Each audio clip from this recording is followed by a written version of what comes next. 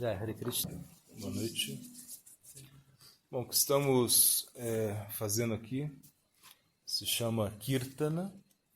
Kirtana é uma glorificação ao Senhor Supremo. Então, existem vários tipos de yoga, né? E na Bhakti Yoga, que é a yoga que nós praticamos, Kirtana é algo principal, algo central. Ou seja, nós não podemos praticar Bhakti Yoga sem Kirtana. Em outros yogas, né, como por exemplo a Ashtanga Yoga, existem várias ramificações, várias ramas, né? São angas. Por exemplo, você pode praticar Ashtanga com pranayama, com asana, através de jamaniyama, ou seja, de purificações tanto internas quanto externas, controle da respiração, posturas.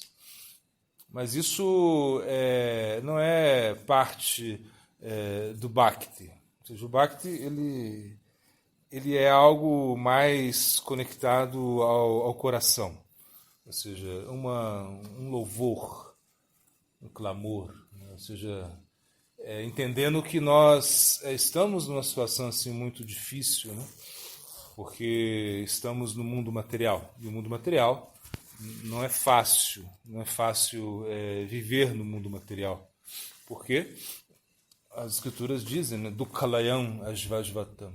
É um mundo que tem muitas misérias, é um mundo onde muitas coisas estranhas vão acontecer, coisas que acontecem devido às kleshas. Kleshas são as misérias, então são as misérias adhyátmica, adibáltica, didaivika, que é um termo técnico, mas que significa as misérias que surgem, né, do nosso contato com a natureza material. Ou seja, pode ser que venha muita chuva, pode ser que venha muita seca, pode ser que venha muito frio, né, ou muito calor. E a mente também, e as misérias provocadas pela nossa mente, pelo nosso corpo. Então isso é um pouquinho, às vezes, difícil de entender, né? De aceitar. Ou seja, entender, acho que todo mundo pode entender, mas aceitar é mais difícil, que você vai envelhecer, né? Não vai ser fácil a velhice. Ou seja, que você vai ficar doente, que você vai ter que morrer. Então, isso são coisas que realmente atrapalham a nossa convivência no mundo material. O mundo material, nós chamamos ele de Devidam, porque é um mundo regido por uma energia divina, Devidam, que nós chamamos de Maya. É uma energia, Maya Shakti. Essa energia é uma energia muito poderosa, uma energia que prende todas as pessoas nesse mundo. Então nós temos muita dificuldade de aceitar isso, de aceitar a nossa posição, de entender onde nós estamos, quem somos. Isso é algo muito difícil, não é fácil. E, claro, a filosofia, os filósofos, eles já pensam nisso, eles falam disso. E nós, que praticamos yoga, nós queremos uma conexão com Deus, uma união. Ou seja, nós queremos algo diferente, não algo somente que está relacionado à matéria. Porque conhecer a matéria pode até ser valioso, mas é limitado. Conhecimento muito limitado, um conhecimento enganoso também, né? Então, por quê? Porque os nossos sentidos eles são imperfeitos, nós não conseguimos, por exemplo, por mais que possamos ter uma visão, né? A visão, e com a visão podemos enxergar as coisas, em determinado momento, por exemplo, se nós nos aproximamos de um objeto muito perto da nossa visão, já não vamos enxergar tanto, por mais que possamos ouvir, né, sons, né, de uma maneira audível, alguns sons, algumas frequências nós não vamos ouvir, escutar. Por exemplo, os cães eles conseguem captar alguns sons em alguma frequência que nós não captamos, né? Então, não sei se alguém já viu esse apito, né, de supersônico que eles falam. Então, apito que você apita, o cachorro ele vem, né? Assim, você não ouve, não sai som nenhum, mas o cachorro percebe o som, porque a frequência é diferente. Então, a determinada frequência, o nosso ouvido ele não funciona mais. Então, nossos sentidos são imperfeitos, né? Ou seja, nós não temos os sentidos muito perfeitos. E, além disso, nós vivemos num mundo de imperfeições, né? E a maior imperfeição é realmente não aceitar que nós somos falíveis, que nós dependemos de uma força superior. E essa força superior é que rege tudo. Krishna ele fala isso, né? Aham sarvasya prabhavo mata sarvam pravartate. Ele fala, eu sou a fonte de todos os mundos materiais e espirituais, tudo emana de mim. Então, e se você entende isso, você vai ter uma relação comigo amorosa. Krishna está falando isso no Bhagavad Gita. Está dando uma instrução muito importante, no qual ele mostra que existe uma força superior, existe um poder superior, e que nós somos partes desse poder. Ou seja, nós, de certa maneira, nós temos uma conexão muito forte com Deus, com Krishna. Nós falamos Krishna porque é a nossa natureza. Ou seja, nós temos uma natureza similar com a de Deus, né? Então, se existe algo que mais se aproxima, que mais se assemelha a Deus, isso somos nós. Ou seja, a alma, algo que está dentro de nós e que nós não vemos, mas percebemos. Por quê? Porque é a consciência que move as coisas, né? Então, por exemplo, se o corpo se movimenta, se nós temos o brilho da pele, se nós temos o brilho do olhar, né? É porque tem uma alma aí dentro, né? Que nós chamamos Chit. Chit significa consciência ou alma, é o aspecto mais importante que existe dentro de nós. Claro que dentro de nós também existem outros aspectos que são sutis, né? Porque existem os elementos materiais que são grosseiros e que nós podemos percebê-los, né, de uma maneira mais fácil. Por exemplo, o corpo, né? O corpo, a gente entende que nós temos um corpo. Esse corpo, se a gente entende a composição do corpo, né? Que tem água dentro do corpo, que tem uma parte sólida, né? Ou seja, uma parte mais fluida, uma parte que é mais aérea, né? Assim, ar, éter. Ou seja, algo que realmente compõe o nosso corpo. Mas o corpo sutil, nós não entendemos muito bem. Então, por exemplo, existe uma dificuldade muito grande para entender o que é a mente, né? Que nós chamamos de manas. Manas significa mente. E a função da mente, qual é a função da mente? Ela aceitar e rejeitar, Shankalpa Vikalpa. Então, a mente ela gosta, depois tem um momento que ela gosta, um momento que ela não gosta mais. Isso é mente, né? Aceita, rejeita. Ou seja, tem amigos, tem inimigos, né? Então isso é uma coisa muito incrível que acontece dentro de nós. E entender a mente é uma tarefa difícil. Isso é yoga, né? Yoga. Praticar yoga significa entender a mente. Ou, como diz Patanjali, deter as funções da mente, né? Yoga Chitta Vritti Nirodha. Que você pode, se você quer praticar yoga, né? Não é essa yoga que é só uma ginástica, assim, essa yoga que você faz um monte de postura, não é isso. Se você quer praticar yoga mesmo, você tem que controlar a mente, tem que deter as funções da mente, parar a mente, né? E isso não é fácil, né? Ou seja, não é tão fácil assim. Você ter uma mente controlada. Então, e se você não tem uma mente controlada, você não vai poder ter paz. Essa é a verdade. Sempre vai ter uma ansiedade, sempre vai ter um desejo, sempre você vai esperar algo do futuro, sempre você vai lamentar o passado, que não volta mais, e você não vai realmente ter uma paz assim perfeita. Claro, você vai ter alguns momentos de paz, com certeza. Alguns momentos você vai estar tranquilo, quando tudo está bem, né?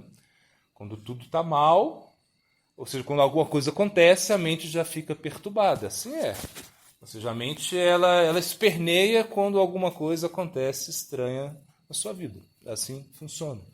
Por isso se aconselha, né, controlar a mente desde o início. Você não pode deixar a mente fora do controle. Né? Você não pode deixar a mente fazer o que quer. Você tem que trazer a mente. Né? E trazer a mente é difícil, porque é uma coisa que você não vê, que você não enxerga, mas você tem que saber que ela existe. Isso é yoga, né? Claro, mais nos textos mais antigos, né? Shankya Yoga, ou seja, entender quais são os elementos que tem dentro de você e como eles funcionam. Né?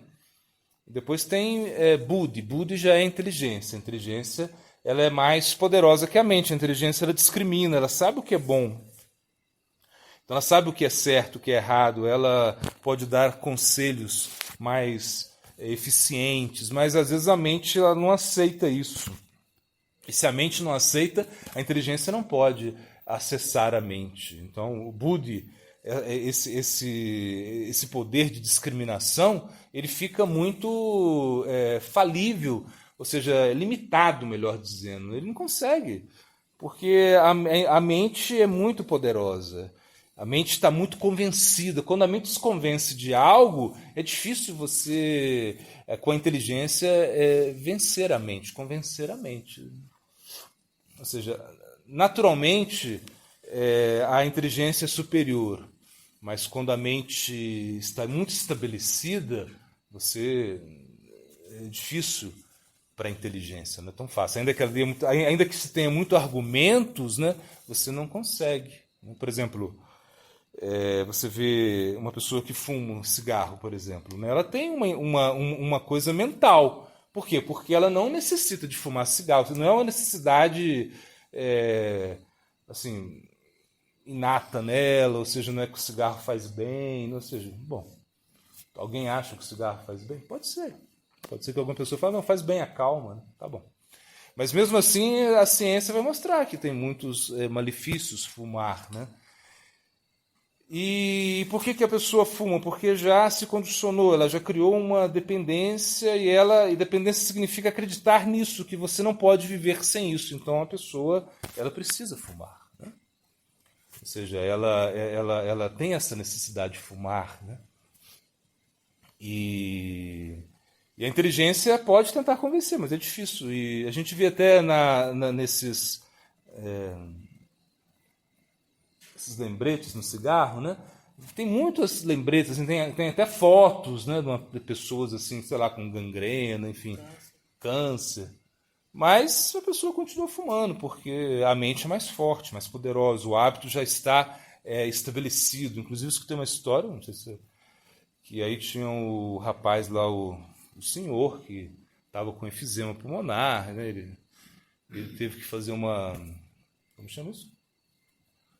Tirar um pedaço da traqueia, né? Isso, e colocar... Ou seja, porque estava difícil, ele teve que furar a traqueia porque já não conseguia respirar direito, tanto que ele fumava. Mas, bom, aí em algum momento ele foi para casa, estava em recuperação, e aí o neto com a namorada vão, né, visitá-lo, e quando chegam assim, de repente, de surpresa, batem na porta, o avô atende... E coloca a mão para trás assim, né? Como estava fumando, né? Escondia a fumacinha saindo na traqueia. Mas o que, né? A pessoa, imagina, ela foi ao médico, fez uma cirurgia, está até um perigo de vida, mas o que acontece? Acontece que a mente é tão forte que criou essa necessidade nela e ela não acredita que realmente possa viver sem o cigarro. É só um exemplo que a gente está dando para entender o condicionamento da mente. É muito forte a mente. Né?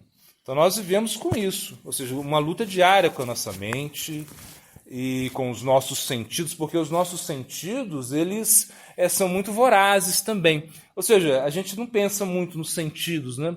Porque a gente atua de uma maneira mais automática, mas a yoga faz você pensar. Espera aí, você tem que comer, sim, você tem que comer, mas você não pode comer. O que você vai comer, né? Como você vai comer? E a yoga fala, você tem que oferecer o seu alimento também, porque se a gente parte do princípio que você não cria nada, ou seja, que você não produz, né, maçãs, né, no laboratório, né, não sei, que você realmente depende da natureza, que você depende da chuva, depende da terra, né? Então você tem que oferecer o seu alimento, você agradecer pelo menos esse alimento que você recebeu.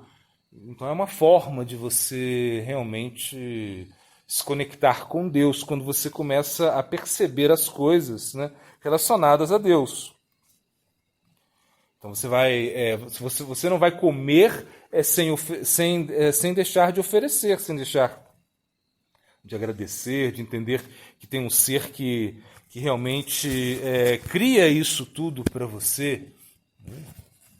Então é como um oferecimento que você vai fazer, né, a Deus. Você oferece o seu alimento, né? Mas se você deixa o seu sentido... Agora você pensa, né? Os seus sentidos eles são, como eu disse, muito vorazes, são meio descontrolados. E eles querem... e eles estão se conectando muito com o quê? Com os objetos dos sentidos, que nós chamamos vishayas. Os vishayas são os objetos dos sentidos. Eles são muito poderosos também, né? Por quê? Porque eles criam uma atração.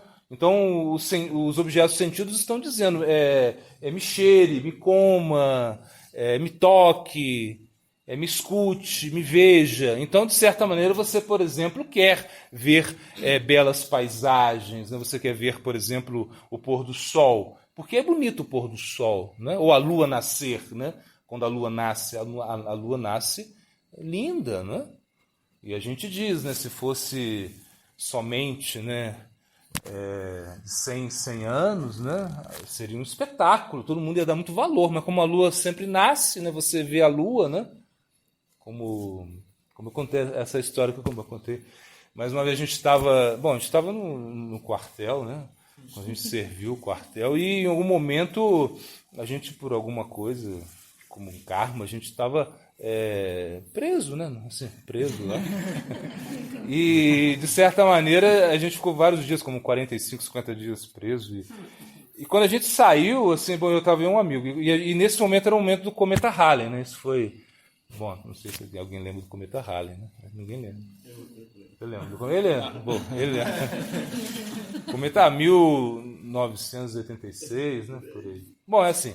E o cometa Halley era o cometa Halley, era uma coisa assim que o cometa Halley, todo mundo falando propaganda do cometa Halley, e a gente, poxa, a gente queria ver o cometa Halley, mas a gente estava preso, todo mundo falava do cometa Halley, a gente, poxa. E quando a gente saiu, né? Quando a gente conseguiu sair, a gente saiu, né? E a gente foi no restaurante, enfim, a gente, né, bebeu um pouco, né, coisas assim, para comemorar, né? Porque realmente a gente saiu da cadeia, algo assim. E quando a gente chegou para... aí pegamos, né? Falei, vamos ver o cometa... A gente tem que ver o cometa, mas a gente olhar para o céu não tinha cometa Halley, né? Mas o pessoal falou, mas se vocês forem lá naquela montanha e tal, vocês vão ver o cometa Halley. A gente foi. Pegou um táxi lá, fomos. E quando a gente chegou lá, né? Cadê o cometa Halley? A gente não via, tinha um luneto, o pessoal tentava... E aí a gente tava assim, já, né, meio assim... Como a gente não via, era uma coisinha assim, né? Aí até... Eu brinquei com meu amigo, peguei o isqueiro assim, botei assim. Ele, eu comi. Falei, não, eu comi até. É o isqueiro, né, que você viu, né? Mas na verdade, o que eu quero dizer é que não era algo tão assim assombroso, maravilhoso. Era uma coisa que aconteceu, né? Mas a lua, imagina a lua, quando a lua aparece, é uma coisa incrível, né? E a gente não dá muito valor. A gente não dá muito valor ao sol também, né? O sol todo dia está aí aparecendo. Imagina. Quando as pessoas me dizem, porque não me valorizam, eu faço tanto serviço, eu fiz tanta coisa e ninguém me valoriza, eu falo, poxa, tudo bem, mas olha só, o sol nasce todo dia, quem está lá para ver o sol nascer? Né? Quem está lá para bater palma para o sol e falar, uau, sol? Ninguém! E ele nasce assim mesmo, né? Então pensa no sol, que seja mais humilde, né? Então na realidade é isso, seja mais humilde, né? Então na realidade é isso. Nós não valorizamos muito aquilo que temos, né? Então, claro, se você vê uma lua, a lua é incrível. Isso é o quê? A atração. A lua seria o vishaya, a lua seria o objeto do sentido, né? Os objetos sentidos. E a visão que é os sentidos, né? Com a visão você consegue enxergar a lua. E a lua já é bonita, mas Para você, né? Eu vou contar outra história também. A gente uma vez foi ver a Lua, né? Assim, a Lua. E a gente estava lá em São Tomé, que é uma cidade que perto, que acho que algumas pessoas já conhecem. É nessa cidade que é proibido fumar maconha nessa cidade. Ninguém fuma maconha nessa cidade.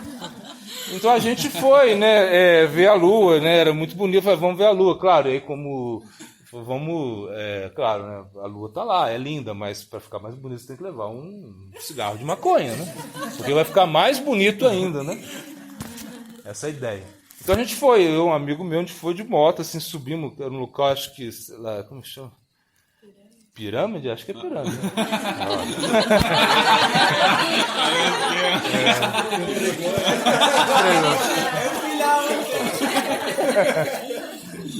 Eu não sei, eu sei que era bem assim, bem íngreme, né? Bem íngreme. E a gente foi.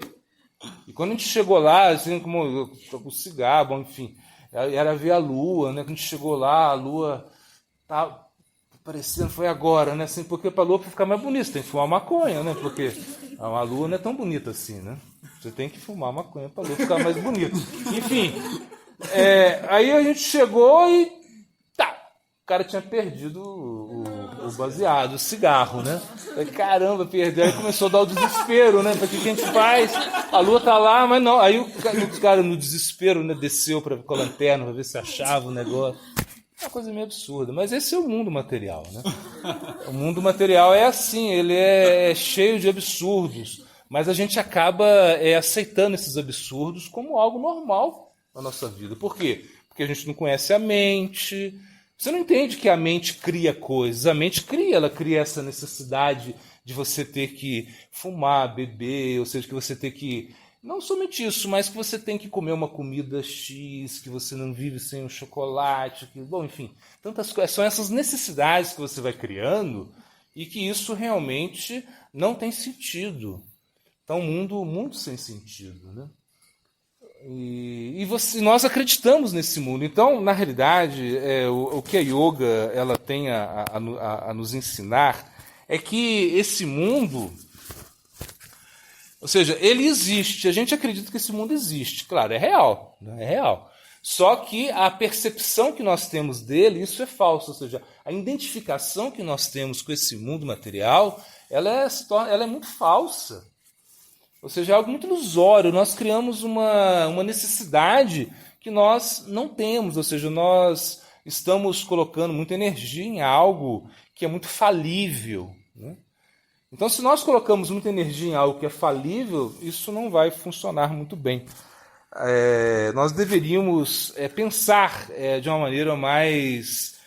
ser mais inteligentes, assim, no sentido de ter um conhecimento. Mas ninguém nos ensina isso. Isso que é verdade, né? Quem ensina sobre yoga? Assim, claro, eu digo assim, não, você pode até aprender um pouco de religião, de yoga, que podemos dizer que é quase a mesma coisa, assim, não tem muita diferença. Por quê? Porque também aí quer uma religião, né, quer religar, né, quer uma conexão com Deus, acreditar que existe algo superior que criou tudo isso, né? E que você tem uma conexão com algo superior, que você não está conectado somente com coisas inferiores, porque o mundo material ele é inferior, assim, no sentido que nós vivemos, né, sob certos condicionamentos inferiores, né, da matéria, por exemplo, né? Então nós estamos muito condicionados. Nós, por exemplo, não conseguimos entender qual é o verdadeiro objetivo da vida. Por que nós estamos aqui, realmente é um pouco difícil entender que você tem um objetivo superior, que você é consciência. Isso é o mais importante. A consciência, ela move tudo, como eu dizia. Ela dá energia a tudo. E você vive, respira, brinca, sorri, ama, odeia. Por quê? Devido à consciência. A consciência é a fonte de tudo. Se você tira a consciência, já não tem mais sentido. Tudo vai perder o sentido. Por quê? Porque vai ficar um corpo ali e esse corpo já não tem utilidade. É um corpo que já... a consciência já saiu dele. Ou seja, é como o Bhagavad Gita ele fala, né? Você abandona uma roupa velha. Né? Assim como você abandona uma roupa velha, a alma abandona o corpo que já não está velho, ou sei lá, ou que por algum acidente, né? Por alguma ação fruitiva, não sei, alguma coisa que aconteceu, o corpo, você perde esse corpo. Mas você não perde a alma. A alma não muda. O corpo, ele fica. O corpo está aí e ele vai... Ou seja, o que você vai fazer com o corpo? Você vai congelar o corpo, você vai queimar o corpo, você vai enterrar o corpo. Mas é um corpo. É algo que você já não faz sentido para a alma. Por quê? Porque ela já não está ali. Já acabou o tempo dela estar ali. Né? E isso para a gente é muito difícil entender, aceitar. Ou seja, que nós temos um tempo limitado aqui, né, nesse planeta Terra, que não é nada. Né? O planeta Terra não é nada. Assim, comparado a tantos universos, a tantas galáxias, não sei. O planeta Terra é pequeno, ele é minúsculo. Né? Ou seja, você é menor ainda, mas nós, de certa maneira, nós estamos acreditando, né, que podemos, né, fazer muitas coisas, que podemos realizar muitas coisas, que podemos ser o centro de muitas coisas. E nós vemos que isso é uma frustração. Ou seja, nós nos tornamos muito ansiosos para obter coisas. Quando nós não conseguimos, vem a frustração. E a frustração, ela bloqueia a nossa ação. Ou seja, porque quando você fica frustrado, a mente ela sobrecarrega a sua existência. É algo difícil de você carregar. Né? Por quê? Porque, de certa maneira, nós não aceitamos que esse mundo é problemático, como eu disse no início. É muito problemático. Um mundo problemático que vai te dar muitos problemas. Claro, vai te dar um pouquinho de felicidade, mas é muito problema. É mais problema do que felicidade. E ao final, você vai ter um grande problema, que é a morte. Esse está difícil encontrar solução para ele, para esse problema da morte. Claro que ninguém vai ficar aqui pessimista, tão pessimista, sei lá, ficar só pensando na morte. Não é isso. Na realidade, a gente tem que entender que a morte existe e isso é uma coisa boa, de certa maneira, porque é uma troca. Você troca o corpo e você continua a sua jornada. Mas entender aonde você está, que é o Devidama, o mundo material, é um mundo problemático, um mundo difícil, um mundo onde existe muito engano, né? Arrastani sahastani apadami chatuspadam falguni Tatra Mahatan Diva Divasya Divanam. Então, na realidade, é isso, onde o mais forte vence o mais fraco. Ou seja, um mundo onde você tem que aprender a sobreviver. É o mundo da sobrevivência. Então você vê o gato querendo comer o rato, o passarinho pegando o inseto, o gato comendo o passarinho. É um mundo onde vai haver uma competição muito grande e você não pode confiar muito nesse mundo. Essa é a ideia. Não dá para confiar muito nesse mundo. Então os Vedas, a yoga, ou seja, esse conhecimento védico, ele vai explicar que você vive num planeta que se chama Mritloka. Mritloka significa o planeta da morte, ou seja, onde existe morte, onde você não pode ser feliz eternamente. Então, esses conceitos são importantes de se entender, ou seja, para você também lidar com o mundo material.